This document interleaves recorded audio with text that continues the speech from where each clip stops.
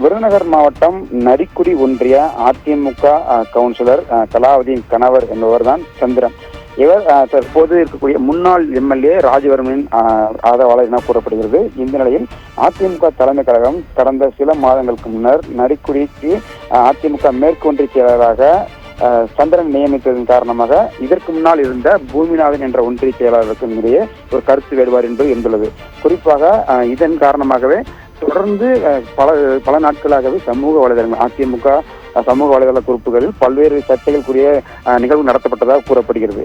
இந்த நிலையில் தொடர்ந்து சமூக வலைதளங்களில் ஏற்பட்ட கசப்பு காரணமாக இன்று மாலை விருதுநகர் மாவட்ட மத்திய அந்த மண்டல பொறுப்பாளரான அவரது இல்லத்திற்கு சந்திரன் சென்றுள்ளார். நேரடியாக சென்று தனது ஆதரவாளருடன் சென்று அவரிடம் மோதலில் ஈடுபட்டதாக கூறப்படுகிறது.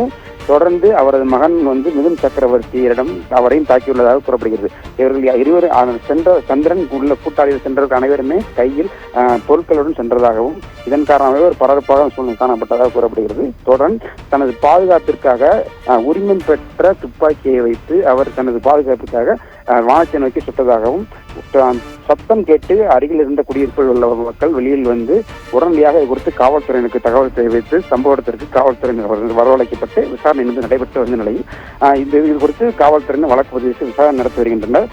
இந்த புகாரை அந்த பகுதி விஓ குறிப்பாக கிராம நிர்வாக அலுவலர் புகார் என்பதை அளித்துள்ளார். அதிமுக நிர்வாகிகளிடையே ஏற்பட்டுள்ள இந்த மோதல் நேரடியாகவே வெளிச்சத்துக்கு வந்துள்ளது. தொடர்ந்து மாவட்ட அதிமுக தரப்பில் ஒரு சர்ச்சையை ஏற்படுத்தி வருகிறது.